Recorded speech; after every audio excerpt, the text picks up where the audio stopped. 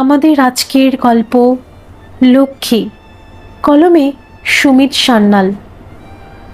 বিশাখা নিরুপম পাশাপাশি বিছানায় শুয়ে রয়েছে। দুজনেই জেগে রয়েছে, কিন্তু দুজনেই নীরব। অনেকক্ষণ পরে বিশাখা বলল, আচ্ছা, আমরা কি লক্ষ্মীকে পড়াতে পারতাম না? আমরা কি সত্যিই অপারগ ছিলাম? হ্যাঁ, হয়তো পারতাম, হয়তো কেন, চাইলেই পারতাম। নিরুপম বলল, কিন্তু আমরা দেশের কোটি কোটি মানুষের মতো অতি সাধারণ মানুষ। আমি আর আমার নিজের বোঝা পড়া, নিজের স্বার্থ, চাওয়া পাওয়ার ঊর্ধ্বে আমরা উঠতে পারিনি। লক্ষ্মী যদি স্কুলে যায়, ওর কাজগুলো কে করবে? কেন করবে? আমরা কেন ওর দায় নেব? এইসব সংকীর্ণ চিন্তাধারার ঊর্ধ্বে আমরা উঠতে পারিনি। তোমার মনে আছে, ঝিল্লি একদিন লক্ষ্মীকে আমাদের সাথে টেবিলে বসে খেতে বলেছিল বলে তুমি কত রেগে গিয়েছিলে? হ্যাঁ, আমরা দুজনেই শিক্ষিত, দুজনেই শিক্ষকতা করি, কিন্তু আমাদের নিজেদের মনের ভিতরে অন্ধকার। বিশাখা দীর্ঘশ্বাস ছেড়ে পড়ল। আমি ওকে কাছ থেকে ছাড়িয়ে দিয়েছিলাম, কিন্তু ও সেটা উল্লেখই করল না। খালি আমার মেয়ের প্রশংসা। ঝিল্লি দিদি আমার প্রথম শিক্ষাগুরু। ঝিল্লি দিদির কাছে আমার পড়াশোনার হাতে খড়ি। তোমার কত সুখ্যাতি করলো, নিজেকে বড়ই ছোট মনে হচ্ছিল আমার। টাকা পয়সা ডিগ্রি পজিশন দিয়ে মানুষের চরিত্র তৈরি হয় না, হয় মন নিয়ে। নিরুপম বললেন, তুমি লক্ষ্মীকে ছাড়িয়ে দিয়েছিলে? আমি তো জানতাম ওর মা ওকে ছাড়িয়ে নিয়ে গেছে বেশি টাকার লোভে। তোমার মেয়ের কত মন খারাপ হয়েছিল। না, ঝিল্লি ওকে স্কুলে ভর্তি করার ব্যবস্থা করলো।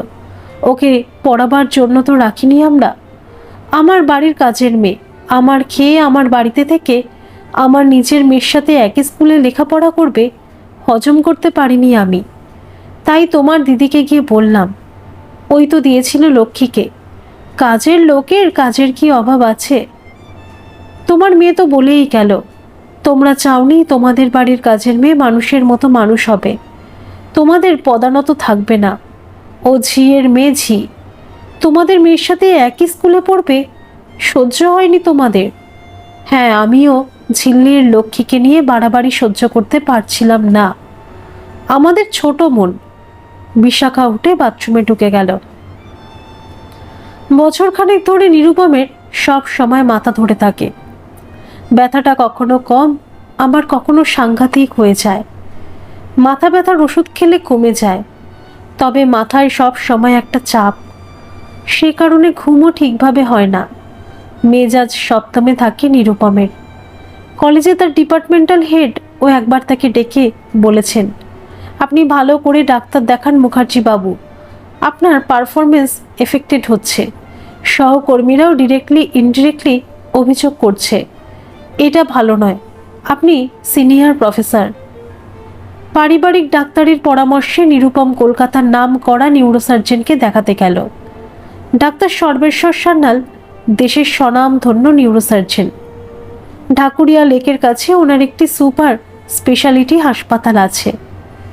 দীর্ঘদিন তিনি পিজি হাসপাতালের সাথে যুক্ত ছিলেন। ওনার স্ত্রী গাইনোকোলজিস্ট আর ছেলে নামকরা ক্যান্সার বিশেষজ্ঞ।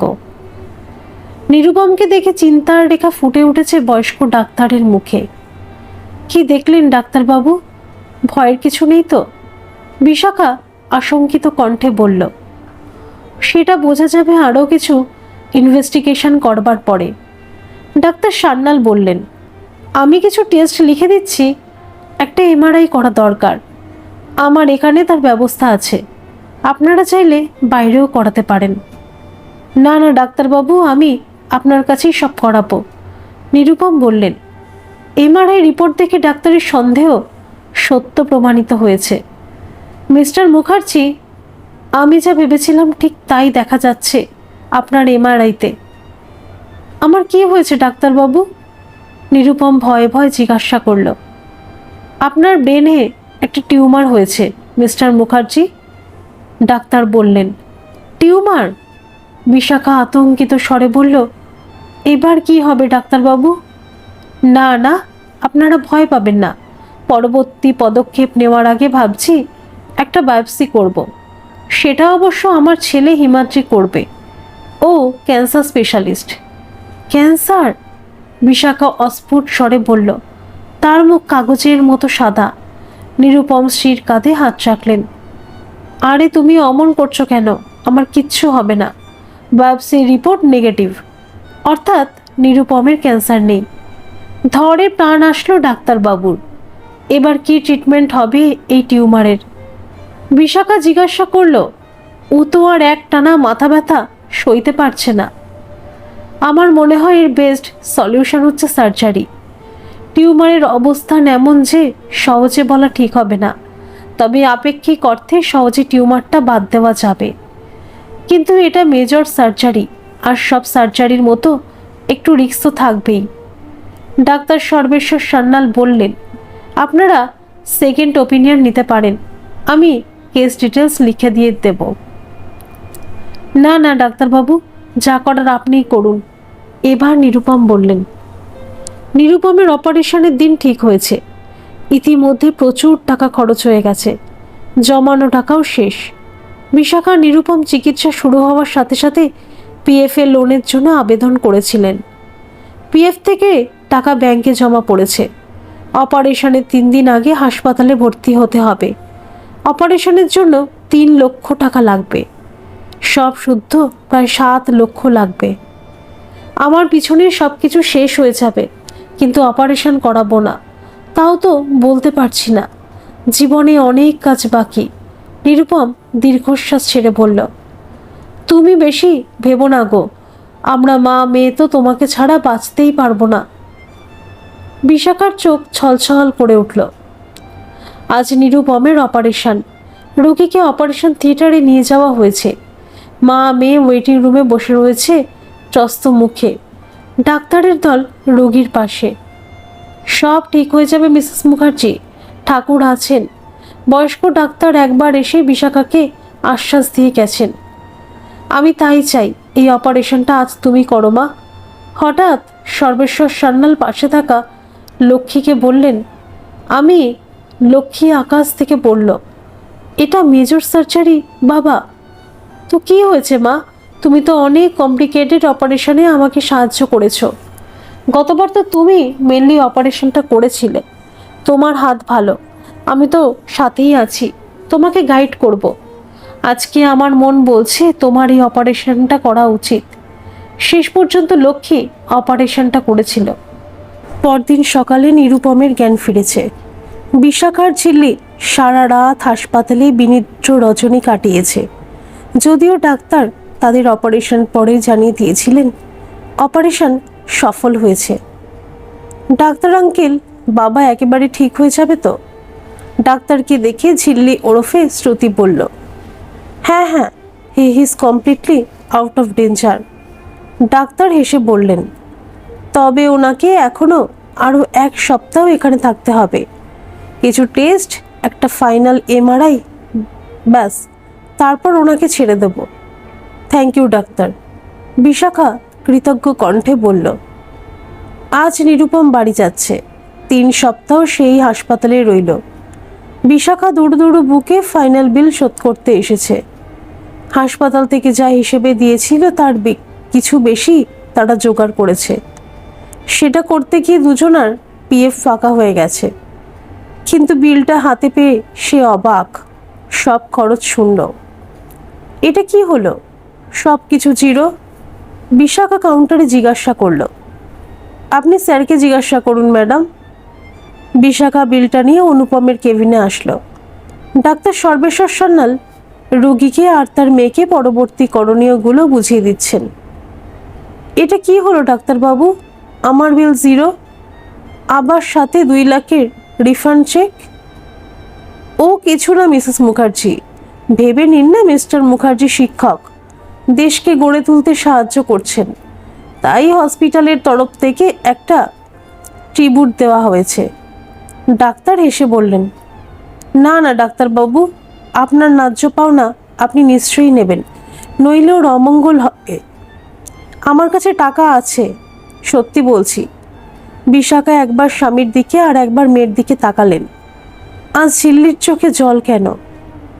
আচ্ছা ঠিক আছে, তবে আসল সত্যটা বলেই ফেলি। আসলে আমার বৌমা এই ট্রিবিউটটা দিতে চেয়েছিল। সেদিন অপারেশনের সময় আমার শরীরটা ফিট লাগছিল না, তাই ওকেই আপনার অপারেশনটা করতে হয়েছে। আমাকে বলতেই হচ্ছে, আমি ওর মতো নিখুঁতভাবে সেদিন অপারেশনটা করতে পারতাম না। ডাক্তার সান্যাল একটা ফোন করলেন। নিরুপমের কেবিনের দরজা খুলে যে ঢুকলো তাকে দেখে সবার মুখ হা হয়ে গেল। মুখে তার স্বভাবসিদ্ধ লাজুক হাসি নিয়ে লক্ষ্মী ঘরে ঢুকল। এ হচ্ছে আমার পুত্রবধূ ডাক্তার লক্ষ্মী সান্যাল। ঝিল্লি ছুটে গিয়ে লক্ষ্মীকে জড়িয়ে ধরল। ঝিল্লিদি। লক্ষ্মী এগিয়ে গিয়ে নিরুপম আর বিশাখাকে প্রণাম করল। লজ্জা আর অপরাধ বোধে নিরুপম আর বিশাখা বাকরুদ্ধ। সেদিন কাজ থেকে ফিরে নিরুপম নিজের ঘরে জামা কাপড় ছাড়ছে। শুক্রবার যদিও তার কলেজে ছুটি হয় 3:30, কিন্তু তারপরে কোচিং ক্লাসে পড়াতে যায় শিয়ালদায়। লক্ষ্মী পর্দা সরিয়ে উকি দিল। চা খাবে মামা? মাস খানেক আগে লক্ষ্মী এই বাড়িতে এসেছে সর্বদার কাজের মেয়ে হয়ে। বিশাখা একটি হাই স্কুলে পড়ায়। বাড়ির রুটিন কাজের জন্য, ঘর ঝাড় দেওয়া, মোছা, বাসন মাজা, কাপড় কাচার জন্য ঠিকই লোক আছে। রান্না বিশাখা নিজের হাতেই রেখেছে। তার সাথে নানা আনুষঙ্গিক কাজ থাকে। কাজ থেকে বেরিয়ে বাসে ঝুলে ঝুলে আসতে ইদানিং সে বেশ কাহিল হয়ে পড়ে। তাই হাতে হাতে কাজ এগিয়ে দেওয়ার জন্য একটা সর্বদার কাজের লোক বিশাখা কিছুদিন ধরেই খুঁজছিল। ঠিকে কাজের মেয়েটা প্রায় দিন দেরিতেই আসে। বিশাখার পাড়া সপ্তমে চড়ে যায়। কাজের মেয়ের সাথে অশান্তি লাগে। সর্বদার কাজের লোক বাড়িতে থাকলে সে চাপ আর থাকে না। বিশাখার বোন নাকতলায় থাকে, সে পাঠিয়েছে। 10-11 বয়স, রংটা একটু চাপা, কিন্তু মুখটা ভারী মিষ্টি। বিশেষ করে ওর ঠোঁট টিপে সলজ্জ হাসিটা অনবদ্য। তুই পারিস চা বানাতে? হ্যাঁ, লক্ষ্মী এক পাশে মাথা হেলিয়ে বলল। মামি শিখিয়েছে। আমি গ্যাস জ্বালাতে পারি, নেভাতেও পারি। লক্ষ্মী ঠোঁট টিপে ফিক করে হাসল। তোর মামি কোথায় রে? নিরুপম শুধালো। বাথরুমে। আচ্ছা, এক কাজ কর, মোড়ের ওই তেলে ভাজার দোকান থেকে আলুর চপ নিয়ে আয় তো, চায়ের সাথে খাবো। পারবি তো? লক্ষ্মী আবার ঘাড় কাত করল। নিরুপম তার পকেট থেকে টাকা বার করে লক্ষ্মীর হাতে দিল। আচ্ছা শোন, আমাদের সবার জন্যে 4 দুগুণে 8টা আলুর চপ আর ঝিল্লি দিদির জন্য 2টো ভেজিটেবল চপ আনবি। লক্ষ্মী ঢক করে মাথা নেড়ে চলে গেল। লক্ষ্মী চা আর গরম গরম চপ টেবিলে এনে রাখল। ঝিল্লি তার ঘরে হোমওয়ার্ক শেষ করছে। যা, ঝিল্লি দিদিকে দিয়ে আয়। বিশাখা 2টো আলুর চপ আর 2টো ভেজিটেবল চপ লক্ষ্মীকে দিয়ে পাঠালো। কিছুক্ষণ পরে ঝিল্লি তার প্লেট নিয়ে বাবা মার পাশে এসে বসলো। ঝিল্লি দেখলো লক্ষ্মী রান্নাঘরের দরজার সামনে মেঝেতে বসে খাচ্ছে। তার 2 চোখে তৃপ্তির আলো। এই নে লক্ষ্মী, একটা ভেজিটেবল চপ নিয়ে যা। ঝিল্লি বলল। কেন, তুমি খাও না? ওকে তো দিয়েছি। তুমি ভেজিটেবল চপ ভালোবাসো, তাই তোমার বাবা তোমার জন্য আনিয়েছে, মা বললেন। জানি মা, আমি তো সবসময় খাচ্ছি ভেজিটেবল চপ। ও কি কখনো খেয়েছে? লক্ষ্মী হাঁ করে দেখছে। এটা কি বস্তু যা ঝিল্লি দিদি তাকে খাওয়াতে চাইছে? হাঁ করে দেখছিস কি? ঝিল্লি দিদি দিচ্ছে, নে ওটা। ঝিল্লি একটা ভেজিটেবল চপ লক্ষ্মীর প্লেটে তুলে দিল। এবার সবাই যে যার খাওয়ায় মন দিল। জানো মা, আমাদের স্কুলে সাক্ষরতা অভিযান শুরু হয়েছে। প্রত্যেক স্টুডেন্টকে অন্তত একজনকে স্বাক্ষর করতে হবে।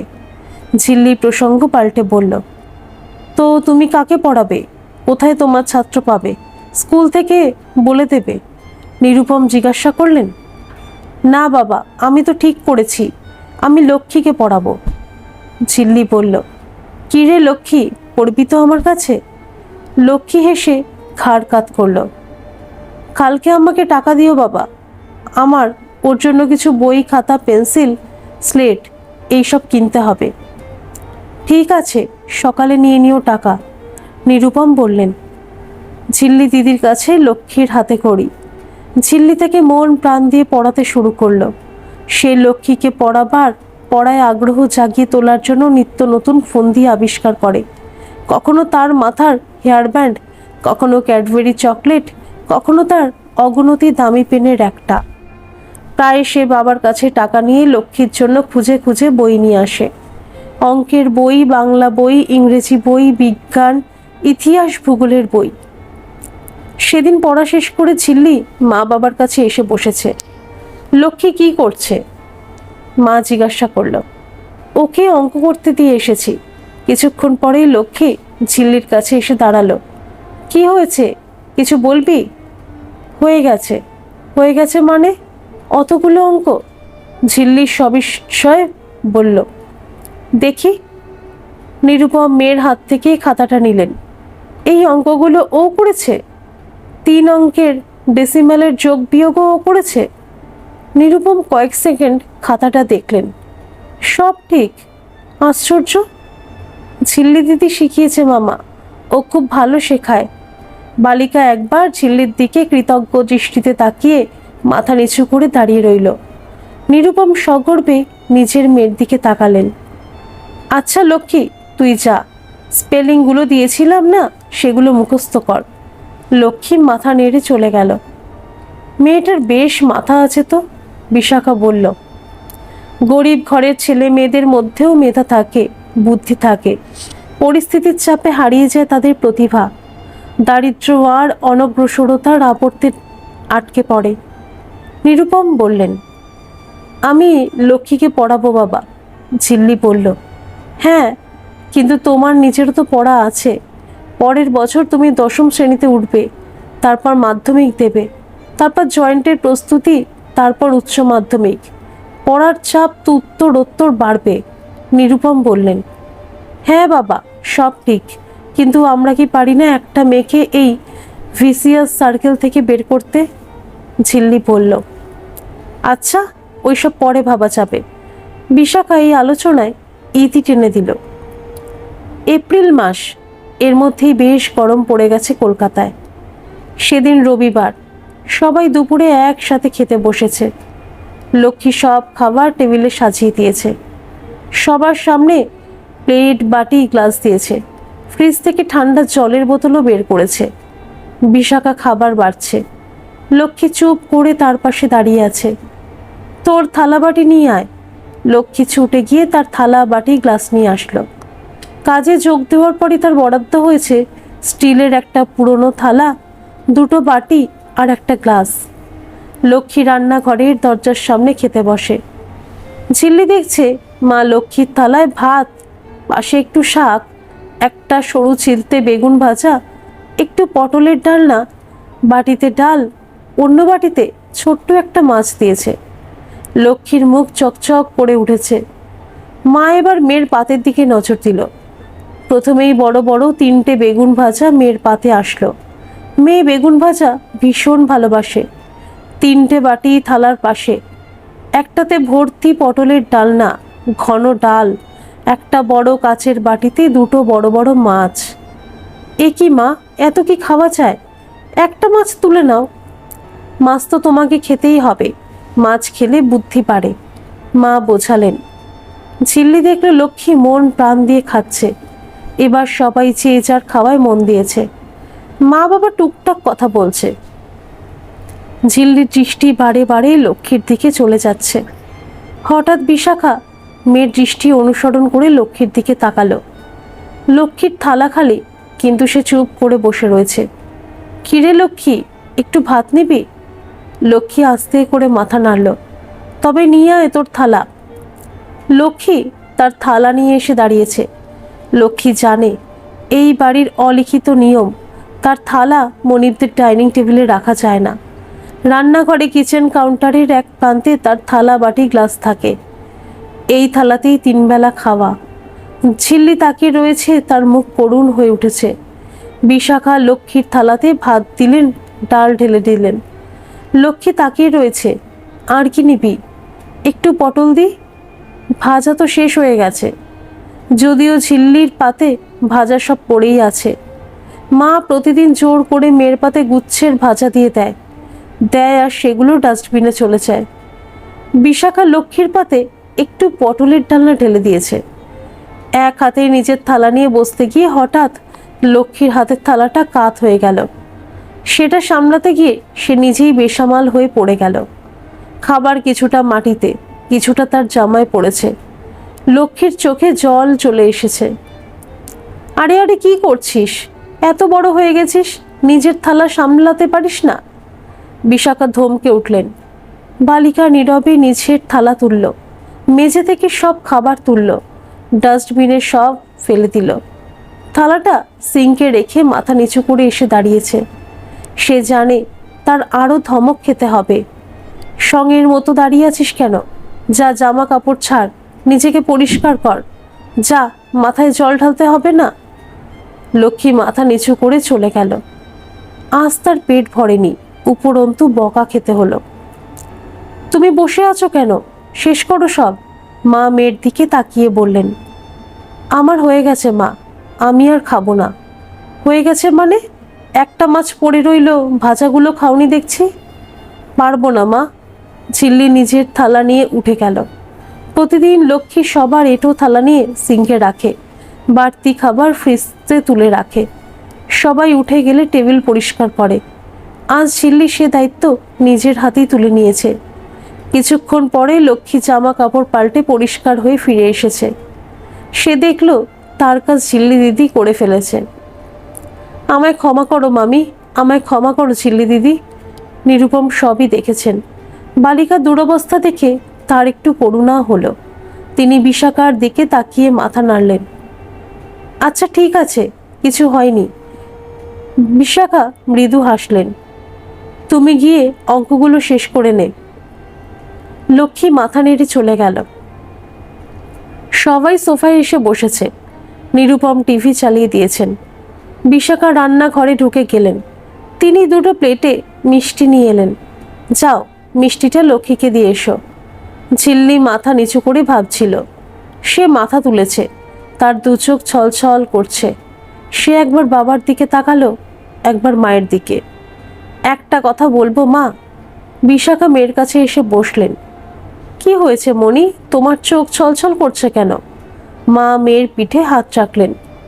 লক্ষ্মী কি আমাদের সাথে ডাইনিং টেবিলে বসতে পারে না মা? আমি যেমন তোমাদের মেয়ে, লক্ষ্মীও তো কারো মেয়ে। তোমরা আমাকে কত ভালোবাসো, আদর করো, আর ওর কেউ নেই। কেউ ওকে ভালোবাসে না, কেউ ওকে আদর করে না। ওরা গরিব, তাই ওকে এইটুকু বয়সে লোকের বাড়িতে খেটে খেতে হচ্ছে। আমার খুব খারাপ লাগে মা। আজ ওর হাত থেকে থালাটা পড়ে গেল। ওইটুকু মেয়ে, হতেই পারে কখনো। ও আত পেটা রয়ে গেল, উপরন্তু বকা খেতে হলো ওকে।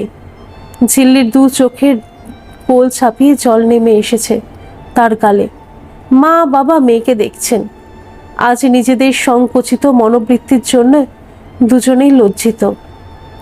আমরা কেমন হৃদয়হীন হয়ে যাচ্ছি না? নিরুপম স্বগতোক্তির মতো বললেন। বিশাখা রান্নাঘরে উঠে গেলেন। এক গ্লাস গরম দুধ নিয়ে আসলেন। সাথে মিষ্টির প্লেটটা নিয়ে বিশাখা লক্ষ্মীর ঘরে গিয়ে দেখলেন বালিকা তার হাঁটুর মাঝে মুখটা গুজে দিয়ে অঝরে কাঁদছে। কাঁদিস না লক্ষ্মী, কাঁদিস না। আমি রাগ করিনি, আমি তোমাকে বকিনি, কিচ্ছু হয়নি। নাও, এবার লক্ষ্মী মেয়ের মতো এই মিষ্টি দুটো মুখে দিয়ে দুধটা খেয়ে নাও তো। বিশাখা বালিকার মাথায় পিঠে হাত বুলিয়ে দিলেন। লক্ষ্মী বিশাখার গলা চড়িয়ে ধরে কাঁদছে, আর বিশাখা তাকে স্নেহ ভরে নিজের হাতে মিষ্টি খাওয়ালেন, দুধ খাওয়ালেন। ঝিল্লি মায়ের পাশে এসে দাঁড়িয়েছে। অনিচ্ছা সত্ত্বে মেয়ের জন্য বিশাখাকে বাড়ির ধারা পাল্টাতে হয়েছে, নিজের চিন্তাধারা পাল্টাতে হয়েছে। এখন লক্ষ্মী ডাইনিং টেবিলে ঝিল্লি দিদির পাশে বসে। একরকম খাওয়ার প্লট, বাটি গ্লাস। লক্ষ্মীর পাতে কোনো কিছু কমে হলে চলবে না। দু একবার বিশাখা চেষ্টা করে দেখেছে, সেটা ঝিল্লির চোখ এড়ায়নি। সে চট করে নিজের প্লেট লক্ষ্মীর সাথে পাল্টে নেয়। ঝিল্লি জল ভরা তালসার সন্দেশ ভালোবাসে, লক্ষ্মীর জন্য তাই আনতে হয়। একবার নিরুপম সবার জন্য আইসক্রিম এনেছে। মেয়ের হাতে ফিস্ট চকোবার, লক্ষ্মীর হাতে অরেঞ্জ বার। জামা কাপড় ছেড়ে এসে দেখলো ঝিল্লির সানন্দে অরেঞ্জ বার খাচ্ছে, আর লক্ষ্মী আহ্লাদিত নয়নে ফিস্ট চকোবার। সেদিন বিশাখা স্কুলে তাড়াতাড়ি ছুটি হয়ে গেছে। দরজায় কয়েকবার বেল টেপার পরে দরজা খুলেছে। অন্যদিন লক্ষ্মী ছুটে এসে হাসি মুখে দরজা খুলে দেয়। আজ তাকে ম্লান দেখাচ্ছে, মুখে সে হাসিটাও নেই। উফ, গরমটা যা পড়েছে। নিজের হাতের ব্যাগটা লক্ষ্মীর হাতে দিয়ে বিশাখা জামা কাপড় নিয়ে সোজা বাথরুমে। এটা তার দৈনিক রুটিন। মাথাটা কিচকিচ করছে, আজ মাথায় শ্যাম্পু না দিলেই নয়। ঘন্টা খানেক বাথরুমে কাটিয়ে বিশাখা বেরিয়েছে। আজ লক্ষ্মীকে দেখছে না কোথাও। অন্যদিন বিশাখা বাথরুম থেকে বেরোতেই লক্ষ্মী মামিকে কল করে বলতে থাকে আজ সারাদিন সে কি করেছে, কে এসেছিল, সে তাকে কি বলেছে। লক্ষ্মী কোনায় একটি ঘরে থাকে। এই ঘরটা আগে পড়ার ঘর ছিল, এখন ঝিল্লির ঘরেই তার পড়ার টেবিল, তার কম্পিউটার। অন্য সব ঘরে এসি আছে, এই ঘরটায় একটা ছোট জানালা, পুরনো একটা ফ্যান, তাতে হাওয়া কম আওয়াজ বেশি। মেঝেতে একটা পাতলা তোষক, একটা পুরনো বালিশ, দুটো চাদর, এই লক্ষ্মীর সম্বল। বিশাখা দেখলেন লক্ষ্মী মলিন মুখে হাঁটুর মধ্যে তার মুখ বুজে বসে রয়েছে।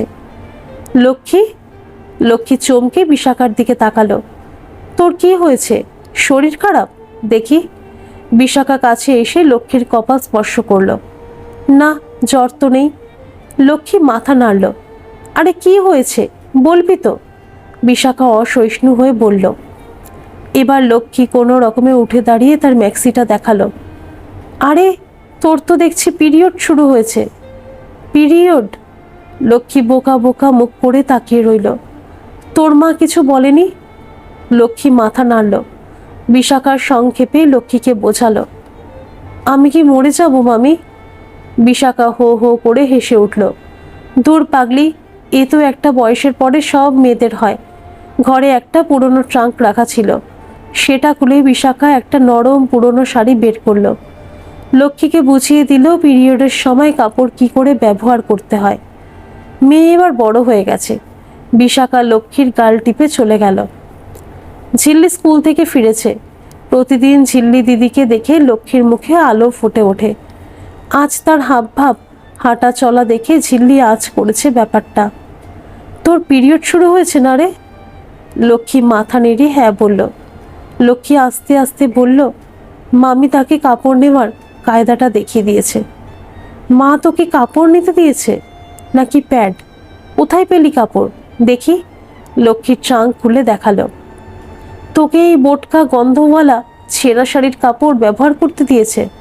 ঝিল্লির চোখে রোষের আগুন। ঝিল্লি লক্ষ্মীকে নিজের ঘরে নিয়ে গেল। আলমারি খুলে প্যাডের প্যাকেট বের করলো। কি করে ব্যবহার করতে হয় হাতে করে শিখিয়ে দিল। সকাল বিকেল এটা পাল্টাতে হয় বুঝলি? যেটা পাল্টাবো সেটা কি ধুয়ে রাখতে হবে দিদি? লক্ষ্মী সরলভাবে জিজ্ঞাসা করলো। আরে না না, এগুলো ধোয়া যায় না, ফেলে দিতে হয়। লক্ষ্মী প্যাকেটটা উল্টে পাল্টে দেখল। এটা তো অনেক দাম ঝিল্লি দিদি। লক্ষ্মী করুণ কণ্ঠে বলল। সেটা তোকে চিন্তা করতে হবে না, তুই বস, এখন বেশি দৌড়ঝাঁপ করবি না। ঝিল্লি মায়ের ঘরে গেল। মা তখন নিজের আলমারি গোছাচ্ছে। কিরে মণি? মা মেয়ের কাছে এসেছে। লক্ষ্মীর পিরিয়ড শুরু হয়েছে? ঝিল্লি মায়ের দিকে তাকিয়ে আছে। হ্যাঁ, এই বয়সেই তো শুরু হয়। মা বললেন। তুমি ওকে পুরনো কাপড় ব্যবহার করতে দিয়েছো? হ্যাঁ, ওদের মধ্যে তো তাই চলে। মা কিছু কিছু আজ করতে পারছে। ও তো আমাদের বাড়িতে থাকে মা, দেখতে গেলেও ও আমাদের বাড়িরই মেম্বার। তুমি কি কখনো কাপড় ব্যবহার করেছো? আমাকে কি কখনো দিয়েছো কাপড় ব্যবহার করতে? ঝিল্লির কণ্ঠে অসন্তোষ। ও আমার মেয়ে নয়, ও আমার বাড়িতে কাজ করে। ওদের লাই দিলে মাথায় চড়ে বসবে। মা এবার রাগ দেখালেন। একটা বাচ্চা মেয়েকে তুমি বাড়িতে রেখেছো, তার পিরিয়ড শুরু হয়েছে, তাকে যদি তুমি প্যাড দাও সেটা লাই দেওয়া হলো মা? তুমি এত নিষ্ঠুর কি করে হলে মা? ঝিল্লির হঠাৎ দু চোখ ভরে এসেছে। মা অবাক। আমি আবার প্যাডের প্যাকেটটা লক্ষ্মীকে দিয়েছি, কালকে বাবাকে দিয়ে আনিয়ে নিও। বিশাখা পাথরের মতো বসে রইল। তার কানে মেয়ের কথাগুলো প্রতিধ্বনিত হচ্ছে। তুমি এত নিষ্ঠুর কি করে হলে মা? ঝিল্লি নিজের ঘরে বসে তার হোম টাস্ক সারছে। কিছুক্ষণ পরে এসে দেখলো লক্ষ্মী মেঝেতে বসে নারকেল কুড়াচ্ছে। আরে তুই কি করছিস? ওঠ, আমি করব। লক্ষ্মী ম্লান মুখে ঝিল্লির দিকে তাকালো। কেন, ও তো করছে। না মা, বাচ্চা মেয়ে, আজ ওর প্রথম পিরিয়ড শুরু হয়েছে, শরীরটা ভালো নেই, ওকে কি একটা দিন ছুটি দেওয়া যায় না মা? ঝিল্লি বসে পড়েছে লক্ষ্মীর জায়গায়। আমাদের দেশে কোটি কোটি মেয়ের পিরিয়ড হয়, তারা কি সব কাজ বন্ধ করে দেয়? বিশাখা ভুরু কুঁচকে বলল, না, দেয় না, তাদের কষ্ট তো হয়। আমরা আমাদের সমাজকে বদলাতে পারি না, দেশকে পাল্টাতে পারি না, কিন্তু নিজেকে তো একটু পাল্টাতে পারি। একটু দয়া মায়া, একটু সহানুভূতি আমরা কি পারি না মা? এমন কি কাজ আমি একদিন করি না? ঝিল্লির মুখটা করুণ হয়ে উঠেছে, লক্ষ্মীর চোখে জল চলে এসেছে। বিশাখার সেদিন নিজেকে খুব ছোট মনে হয়েছিল। মেয়ের জন্য বিশাখা নিরুপমকে মানবিকতার শিক্ষা নিতে হচ্ছে। কোনোদিন হয়তো কাজের মেয়ে মঞ্জু ডুব মারল, বাড়ির সব কাজ বিশাখা লক্ষ্মীর ওপরে চাপিয়েছে। দেখবে ঝিল্লির সাথে সাথে কাজ করছে। বিশাখা অনেকবার দেখেছে লক্ষ্মী ঝিল্লির খাটে বসে গল্পে মশগুল। দেখে বিশাখার পিত্তি চলে গেছে, কিন্তু কিছু বলার উপায় নেই। বছরে 7-8 মাস ঝিল্লি লক্ষ্মীকে রাতে নিজের ঘরে নিয়ে আসে। ভাগ্যি ভালো সে লক্ষ্মীকে নিজের পাশে শোয়ায়নি। বাবাকে দিয়ে লক্ষ্মীর জন্যে ঝিল্লি নতুন বালিশ আনিয়েছে। বিশাখা দেখেছে পুজোর বাজার করতে গিয়ে তো প্রায় কুরুক্ষেত্র বেঁধে যায়। লক্ষ্মীর জন্য ওর মতো জামা কাপড় কিনতে হবে। বিশাখা অবুঝ মেয়েকে কি করে বোঝায় কাজের মেয়েকে কি হাজার হাজার টাকার জামা কাপড় দেওয়া যায়? লক্ষ্মীর লেখাপড়ায় আশান্বিত উন্নতি করেছে, ঘরের কাজও সব শিখে গেছে। বিশাখা নতুন নতুন কাজ দিতে চায়, মেয়ের পাল্লায় পড়ে সবসময় পেরে ওঠে না। সেদিন কাজ থেকে ফিরে নিরুপম দেখলো বিশাখা মুখ গোমড়া করে বসে আছে। কি হলো বিশাখা, তুমি অমন মুখ ফুলিয়ে বসে আছো কেন? নিরুপম জেনেছে আজ ঝিল্লি লক্ষ্মীকে স্কুলে নিয়ে গিয়েছিল। আজ সমস্ত সম্ভাবিত ছাত্রছাত্রীর মধ্যে লক্ষ্মী প্রথম হয়েছে। লক্ষ্মী স্টেজে উঠে সবার সামনে বলেছে সে যা কিছু জেনেছে, যা কিছু শিখেছে শুধুমাত্র শ্রুতি দিদির জন্য। আরে এ তো খুব ভালো খবর, তোমার মেয়ে স্কুলে সবার সামনে সুখ্যাতি হয়েছে, সার্টিফিকেট পেয়েছে, এ তো দারুণ খবর। নিরুপম বলল, তুমি পুরো কথাটা তো শুনবে। স্কুল থেকে বলেছে ওরা লক্ষ্মীর লেখাপড়ার সব দায়িত্ব নেবে, কোনো ফি লাগবে না, বইপত্র স্কুল থেকেই দেবে। বিশাখা বেজার মুখে বলল, তোমার মেয়ে তো লাফাচ্ছে, লক্ষ্মী তার সাথে স্কুলে যাবে। আমি বললাম লক্ষ্মী স্কুলে যাবে তো ওর কাজগুলো কে করবে? তোমার মেয়ে বলে দরকার হলে অন্য লোক রেখে নাও। এটা কিন্তু বাড়াবাড়ি হয়ে যাচ্ছে। ঝিল্লি লক্ষ্মীকে পড়ায় আমি কিছু বলিনি, ওর নিষ্পাপ মন, কোনো ভেদাভেদ করে না, নানা সুযোগ সুবিধাও লক্ষ্মীকে পাইয়ে দিয়েছে। কিন্তু লক্ষ্মী আমার খেয়ে পড়ে স্কুলে যাবে আর তুমি আবার কাজ থেকে ফিরে ঘরের কাছে লেগে পড়বে, সেটা অন্যায়। এখন আমরা আবার নতুন সর্বদার লোক খুঁজব? ভরসার লোক পাওয়া যে কত বড় সমস্যা তোমার মেয়ে বুঝবে না, পেলেও এখন দুগুণ মাইনে দিতে হবে। আমি কাল সকালে ওকে সোজাসুজি বলে দেব তুমি এখানে কাজ করতে এসেছো, কাজে মন দাও, স্কুল টুল ছাড়ো। বিশাখা মাথা ঝাঁকিয়ে বলল, না না, ওইসব করতে যেও না, তাতে হিতে বিপরীত হবে, তোমার মেয়ে তুল কালাম বাঁধিয়ে দেবে। নিরুপম বাধা দিয়ে বললেন, তুমি কিচ্ছু করো না, আমি দেখছি। তুমি যা কিছু করবে তাড়াতাড়ি করো। সেদিন দুজনে অনেক রাত পর্যন্ত জেগেছিল।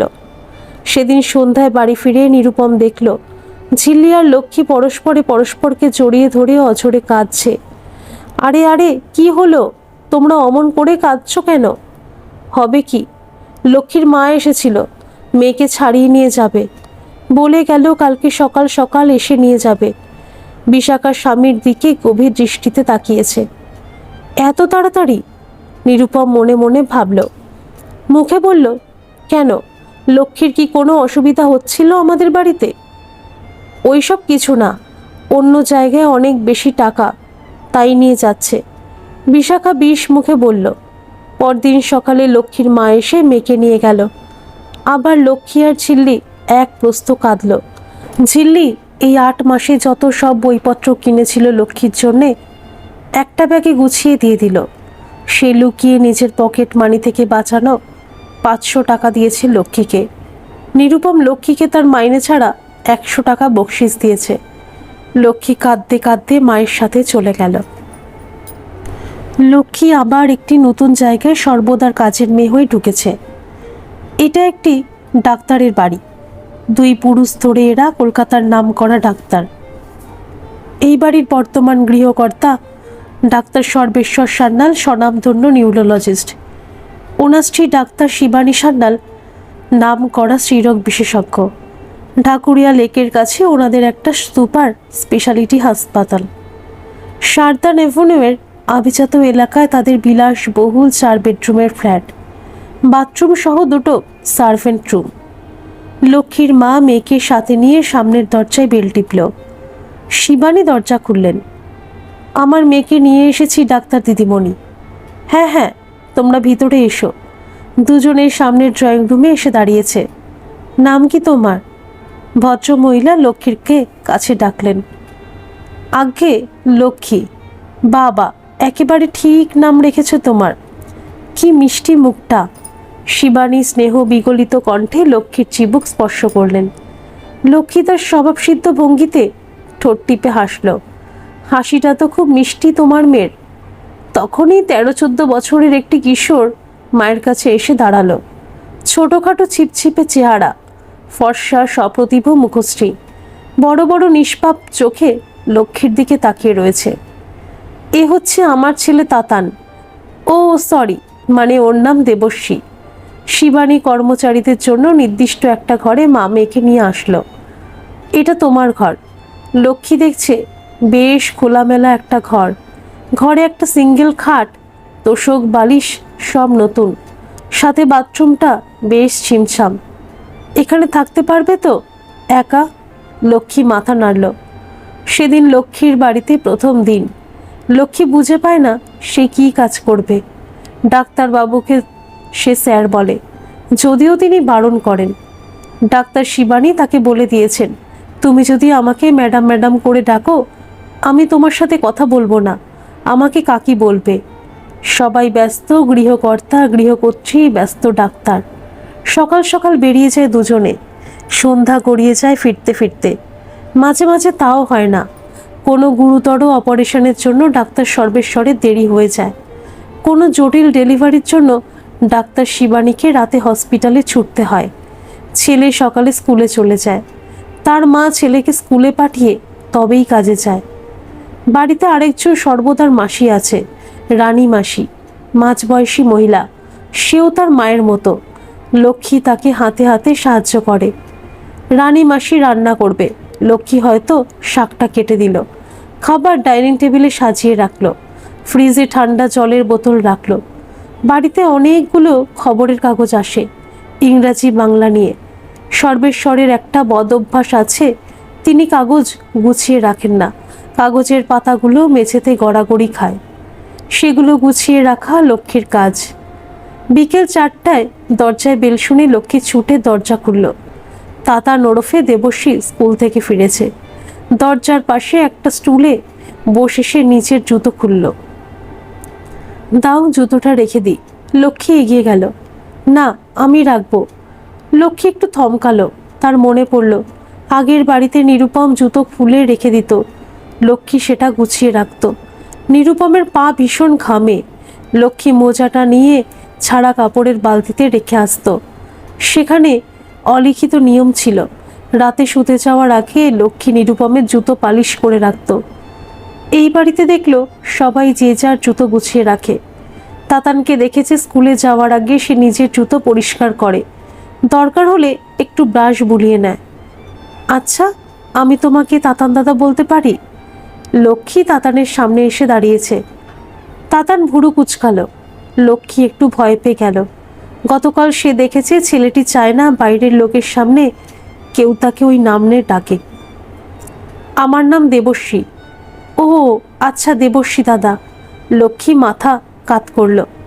তুমি আমাকে তাতান বলতে পারো। তাতান হেসে বলল, তুমি তো আর বাইরের লোক নও। লক্ষ্মী ফিক করে হেসে ছুটে চলে গেল। তাতানের সাথে অচিরেই বেশ বন্ধুত্ব হয়ে গিয়েছিল লক্ষ্মীর। আজ প্রথম দিন। লক্ষ্মীর এই বাড়ি নিয়ম কানুন জানে না। আগের বাড়ির স্মৃতি তার মাথায় আছে। মনিবরা পছন্দ করে না কর্মচারী নিজেকে তাদের সমকক্ষ মনে করুক। রানীমাসির নির্দেশ মতো সে টেবিলে খাবার সাজিয়ে দিয়েছে, প্লেট বাটি দিয়ে দিয়েছে। ফ্রিজ থেকে বের করে ঠান্ডা জল গ্লাসে গ্লাসে ভরে দিয়েছে। কোনো বিশেষ কারণ না থাকলে রাতে সবাই একসাথেই খাবার খায়। সর্বেশ্বর যথারীতি খবরের কাগজ নিয়ে বসেছে। 20 বছর হয়ে গেল, তুমি তোমার এই বদ অভ্যাসটা ছাড়তে পারলে না। শিবানী খবরের কাগজ স্বামীর হাত থেকে নিয়ে নিল। Dinner time is family time. Tatan 2 হাত তুলে হেসে বলল, ঠিক আছে, খুশি? লক্ষ্মী এক পাশে নীরবে দাঁড়িয়ে দাঁড়িয়ে সব দেখছে। তুমি দাঁড়িয়ে কেন? হঠাৎ শিবানীর লক্ষ্মীর ওপর দৃষ্টি পড়ল। না মানে, আজ তো আমার প্রথম দিন। আমার থালা বাটি গ্লাস কোথায় থাকে আমি ঠিক জানি না। লক্ষ্মী আমতা আমতা করে বলল, আমাকে কোথায় বসতে হবে খেতে? সবাই একসাথে লক্ষ্মীর দিকে তাকিয়েছে। আরে সে কি, তুমি আমাদের সাথে বসবে এখানে? শিবানী উঠে এসে লক্ষ্মীকে তাতানের পাশে বসিয়ে দিলেন। তার সামনে ঝকঝকে নতুন প্লেট বাটি রাখলেন, গ্লাসে ঠান্ডা জলও ভরে দিলেন। সরি লক্ষ্মী, আমারই ভুল হয়ে গেছে, আমি খেয়াল করিনি। তিনি নিজের হাতে লক্ষ্মীর প্লেটে খাবার দিয়ে দিলেন। লক্ষ্মীর 2 চোখ ঝরে পড়েছে। না মা, আমি বললাম তো আমার ভুল হয়ে গেছে। নাও তুমি খাও, তুমি আমাদের বাড়ির সদস্য, তুমি আমাদের সাথেই খাবে। আমাদের বাড়ির নিয়ম সবাই সাথেই খাওয়া দাওয়া করি। রানী মাসিও এখানেই এসে বসবে। লক্ষ্মীর আগের বাড়ির ঘটনাটা মনে পড়ে গেল। বাড়িতে আরও কয়েকজন বিভিন্ন সময় আসে, তাদের নির্দিষ্ট কাজ আছে। রানী মাসির স্বামী সর্বেশ্বরের ড্রাইভার, দুজনে একটা সার্ভেন্ট রুমে থাকে। সার্ভেন্ট রুমগুলো মূল ফ্ল্যাটের সাথে একটা প্যাসেজ দিয়ে যুক্ত রয়েছে। পুরো বাড়িটাই শীতাতপ নিয়ন্ত্রিত। লক্ষ্মীর সব থেকে বড় দুঃখ, সে লেখাপড়া করাবার সুযোগ পায়নি। ওই বাড়িতে ঝিল্লি দিদি চেষ্টা করেছিল, কিন্তু তার কপাল খারাপ, সে কাজ তার থাকলো না। ঝিল্লি দিদি তাকে তার সব বইপত্র সাথে দিয়ে দিয়েছিল। লক্ষ্মী সেগুলো বের করে মাঝে মাঝে ঝালিয়ে নেয়। সবাই যে যার কাজে চলে গেল। লক্ষ্মী খবরের কাগজগুলো টেবিল থেকে মেঝে থেকে কুড়িয়ে যত্ন করে গুছিয়ে রাখে। এই বাড়িতে লক্ষ্মীর কাজ খুবই কম। দুপুরে হয়তো রানীমাসি নিজের ঘরে গিয়ে একটু বিশ্রাম করেছে। লক্ষ্মী কোনো একটা ইংরাজি কাগজ নিয়ে পড়ার চেষ্টা করে, কাগজের বক্তব্য বুঝবার চেষ্টা করে। ঝিল্লি দিদির দেওয়া বইয়ের মধ্যে একটা ইংলিশ বাংলা অভিধান আছে। খবরের কাগজের কোনো কথা বুঝতে না পারলে লক্ষ্মী অভিধান খুলে কথাটার মানে বুঝে নেয়, সেটা তার খাতায় টুকে নেয়। ঝিল্লি দিদি বলেছিল, কোনো ভাষা শিখতে হলে নিজের শব্দ ভাণ্ডার বাড়াতে হবে, একই কথা নানাভাবে বলতে শিখতে হবে। সেদিন সবাই যে যার কাজে গেছে। তাতান স্কুলে। দুপুরে রানীমাসি নিজেকে ঘরে একটু বিশ্রাম নিচ্ছে। লক্ষ্মী নিজের ঘরের মেঝেতে একটা ইংরাজি খবরের কাগজ নিয়ে মন দিয়ে পড়বার চেষ্টা করছে। পাশে তার অভিধান খোলা আর তার খাতা। হঠাৎ সে চমকে উঠল। দরজায় সর্বেশ্বর অবাক বিস্ময়ে দাঁড়িয়ে আছেন। তুমি ইংরাজি পড়তে পারো? তিনি এগিয়ে আসলেন। স্টেটসম্যান পড়ছো? তিনি একবার খোলা অভিধানটা তুলে দেখলেন লক্ষ্মীর খাতা, মুক্তোর মতো পাকা হাতের লেখা। হঠাৎ লক্ষ্মী ছুটে এসে সর্বেশ্বরের পায়ের ওপর লুটিয়ে পড়ল। আমার ভুল হয়ে গেছে স্যার, আমাকে ক্ষমা করে দিন স্যার, আমায় ছাড়িয়ে দেবেন না স্যার। সে অঝরে কাঁদছে। শিবানী আর তাতান তখনই বাড়ি ফিরেছে। তারা লক্ষ্মীর কান্না শুনে ছুটে আসলো। রানীমাসি ছুটে আসলো। না না, তুমি কোনো ভুল করনি, সবার শিক্ষার অধিকার আছে। সর্বেশ্বর ছিটকে সরে দাঁড়ালেন। না না, আমি জানি, আমাকে ছাড়িয়ে দেবেন আপনারা। লক্ষ্মীর করুণ কান্না শুনে শিবানীর চোখে জল চলে এসেছে। তাতান অবাক, সে বুঝে পাচ্ছে না লক্ষ্মী লেখাপড়া জানে, এতে ভুলের কি আছে? না মা না, তুমি কোনো ভুল করনি, আমি বলছি তুমি ভুল করনি, কেউ তোমাকে ছাড়িয়ে দেবে না। শিবানী লক্ষ্মীকে তুলে জড়িয়ে ধরলেন। তিনি পরম স্নেহে বালিকার চোখ মুছে দিলেন। কাঁদে না মামনি, কাঁদে না, এসো আমার সঙ্গে। তিনি লক্ষ্মীকে জড়িয়ে ধরে সামনের ড্রয়িং রুমে এনে সোফায় বসালেন। রানী জলের গ্লাস এগিয়ে দিলেন। শিবানী তাকে জল খাইয়ে দিলেন। অনেকক্ষণ পরে লক্ষ্মী শান্ত হয়েছে। সে ভরসা পেয়েছে তাকে কেউ ছাড়িয়ে দেবে না। তারপর শিবানী লক্ষ্মীর কাছে তার আগের বাড়ির অভিজ্ঞতা জানালেন। লক্ষ্মী তার মায়ের কাছে জেনেছিল নিরুপম তার মাকে এসে বলেছিলেন মেয়েকে নিয়ে যেতে, তিনি লক্ষ্মীকে আর রাখতে পারবেন না। ঘরে সবাই চুপ। আমাদের সমাজ এত নিষ্ঠুর, আমাদের সভ্য সমাজ এত নিষ্ঠুর, হৃদয়হীন। সর্বেশ্বর স্তব্ধ হয়ে দাঁড়িয়ে আছেন। তাতান মর্মাহত। শিবানীর দু চোখ ঝরে পড়েছে। তুমি কোন স্কুলে সাক্ষরতার পরীক্ষা দিয়েছিলে? অনেকক্ষণ পর সর্বেশ্বর জিজ্ঞাসা করলেন। লক্ষ্মী স্কুলের নাম বলল। আরে তাতানের স্কুল তো একই সংস্থা চালায়। শিবানী বললেন, তোমার কাকু তো ওই সংস্থার সেক্রেটারি, স্কুলের প্রিন্সিপালের পুরনো বন্ধু। আমার সাথেও আলাপ আছে। আচ্ছা ঠিক আছে, আমি কালকেই তোমাকে নিয়ে যাব, সর্বেশ্বর বললেন। পরদিন তাতানের বাবা মায়ের সাথে লক্ষ্মীও স্কুলে গেছে। তাতান নিজের ক্লাসে চলে গেল, আর ডাক্তার সর্বেশ্বর সস্ত্রীক লক্ষ্মীকে সাথে নিয়ে প্রিন্সিপালের সাথে দেখা করতে গেলেন। শিবানী আবেগের সাথেই লক্ষ্মীর কথা বললেন। হ্যাঁ হ্যাঁ, আমি ওর কথা শুনেছি। আমাদের ট্রাস্টের জেনারেল মিটিংয়ে ওই স্কুল সব খরচ দিতে রাজি হয়েছিল, কিন্তু ওনারা কেন যে ওকে ভর্তি করালো না কেউ বুঝতে পারেনি। এখন বুঝছি আমাদের দেশে তথাকথিত শিক্ষিত মানুষজনেরই এত সংকীর্ণ মনোবৃত্তি হয়।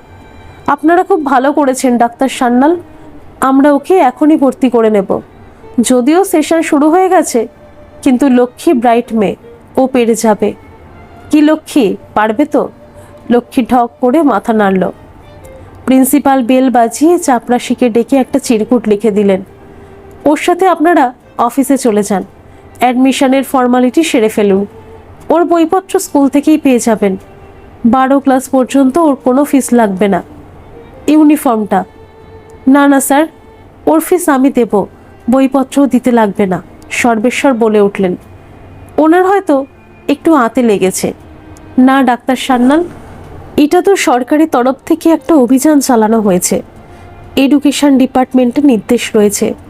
আপনি যদি চান তবে ওর ইউনিফর্মটা আপনি কিনে দিতে পারেন। সোমবার থেকেও স্কুলে আসতে পারবে, প্রিন্সিপাল বললেন। প্রিন্সিপালের ঘর থেকে বেরিয়ে লক্ষ্মী দুজনকে প্রণাম করল। লক্ষ্মীর এক নতুন জীবন শুরু হয়েছে। কাজের মেয়ে থেকে সে শিক্ষার্থী হয়েছে।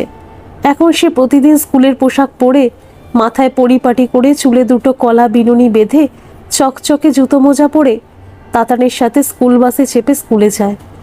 মাঝে মাঝে সর্বেশ্বর দুজনকে নিজের গাড়িতে স্কুলে পৌঁছে দেন। মা তাতানকে বলে দিয়েছে লক্ষ্মীর খেয়াল রাখতে, কেউ যেন ওকে বিরক্ত না করে। অবশ্য স্কুলের কর্তৃপক্ষের সেদিকে সজাগ দৃষ্টি থাকে। লক্ষ্মী কোনোদিন স্কুলে যায়নি, কিন্তু সে সোজা 7ম শ্রেণীতে ভর্তি হয়েছে। ওর ক্লাসের শিক্ষকরা ওর জ্ঞান, ওর ক্ষমতায় অভিভূত। বিশেষ করে লক্ষ্মী খুব গুছিয়ে নিজেকে ব্যক্ত করে। মুক্তোর মতো তার হাতের লেখা। ওর টিচাররা নিজেদের মধ্যে বলাবলি করে। অনেক বাচ্চাদের জন্মজাত প্রতিভা থাকে, একটু সুযোগ পেলে সেটা ফুটে ওঠে।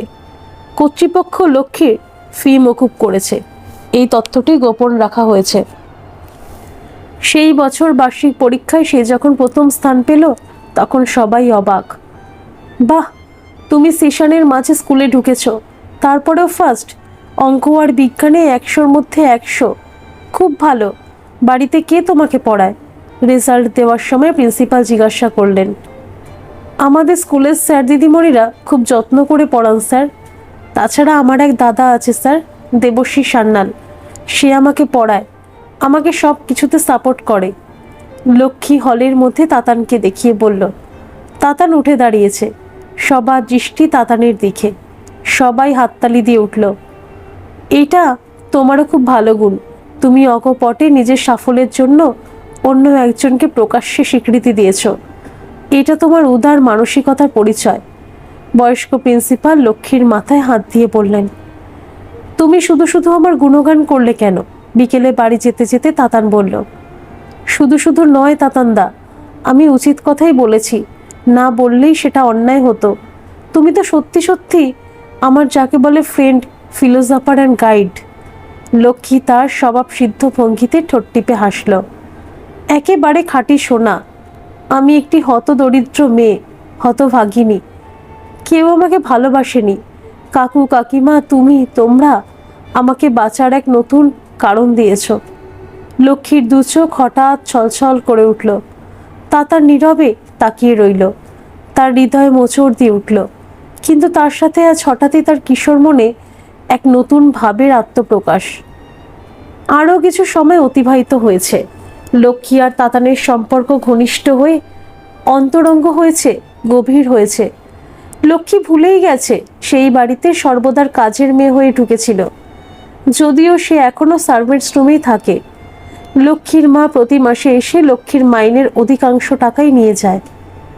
এখন লক্ষ্মী 10ম শ্রেণীতে পড়ে। তার রূপ লাবণ্য আরও ফুটে উঠেছে। দেহ মনে যৌবনের আলো, অন্তরের আশা, চোখে স্বপ্ন।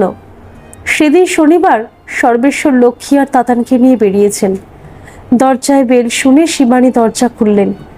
সামনে লক্ষ্মীর মা, সাথে একজন লোক রয়েছে, সম্ভবত লক্ষ্মীর বাবা। লক্ষ্মী আছে? না, ও একটু বেরিয়েছে। তোমরা ভেতরে এসো। শিবানী ওদের ঘরে নিয়ে এলো। বসো তোমরা। দুজনে পরস্পরে চোখাচোখি করল। আসলে আমরা লক্ষ্মীকে নিয়ে যেতে এসেছি। কেন? ওর জন্য অন্য বাড়ি জোগাড় করেছ? আরও বেশি টাকা? শিবানীর কণ্ঠে শ্লেষ। না গো ডাক্তার দিদিমণি, লক্ষ্মীর বিয়ে ঠিক হয়েছে। লক্ষ্মীর মা বলল। বিয়ে? ও তো নাবালিকা, এই বয়সে কি ওর বিয়ে দেবে? আমরা গরিব মানুষ দিদিমণি, আমাদের ওই সব দেখলে চলে না। ভালো পাত্র পেলে কি আমরা হাতছাড়া করতে পারি? এবার লক্ষ্মীর বাবা বলল। কোনো দেশে থাকো তোমরা, দেশে কি কোনো আইন কানুন আছে? লক্ষ্মী আর তাতানকে নিয়ে সর্বেশ্বর ফিরে এসেছেন। জানো, আমি যদি এই মুহূর্তে পুলিশে ফোন করি, নাবালিকাকে বিয়ে দেওয়ার অপরাধে পুলিশেই তোমাদের হাজতে ঢোকাবে। সর্বেশ্বর বললেন। লক্ষ্মী এখন স্কুলে যাচ্ছে, পড়াশোনা করছে। স্কুলে ওর খুব সুনাম হয়েছে। মেয়ে পড়াশোনায় অসাধারণ, ওর ক্লাসে বরাবর প্রথম হয়। শিবানী বললেন। তাহলে আপনি ওর সব ভার নিন সারা জীবনের জন্য, আমরা দেখতেও আসবো না। লক্ষ্মীর বাবা উত্তেজিত স্বরে বলল। হ্যাঁ হ্যাঁ, তাই নেব, কেটে বড় বলছি, নইলে আমি পুলিশ ডাকতে বাধ্য হব। সর্বেশ্বর চেঁচিয়ে বললেন। লক্ষ্মীর মা বাবা হন হন করে বেরিয়ে গেল। শিবানী এগিয়ে এসে লক্ষ্মীকে জড়িয়ে ধরলেন। আজ থেকে তুমি আমার লক্ষ্মীমণি, চিরকালের জন্য। কাকিমা? কাকিমা নয়, আজ থেকে তুমি আমাকে মা বলবে। শিবানী লক্ষ্মীর পিঠে মাথায় হাত বুলিয়ে দিলেন। লক্ষ্মীর জীবনে আজ এক নতুন অধ্যায়ের সূচনা হয়েছে। এখন সে তাতানের পাশের ঘরে চলে এসেছে। তার ঘর নতুন করে সাজানো হয়েছে। সেটা এখন শিবানী দেবীর মেয়ের ঘর। তিনি সময় পেলে লক্ষ্মীর ঘরে গিয়ে বসেন। নানা গল্প হয় মা মেয়ের। মাঝে মাঝে তাতানও চলে আসে। শিবানী হয়তো লক্ষ্মীর বিছানায় আতশোয়া হয়ে নিজের অতীতের গল্প বলছেন, আর দুজনে হা করে শুনছে।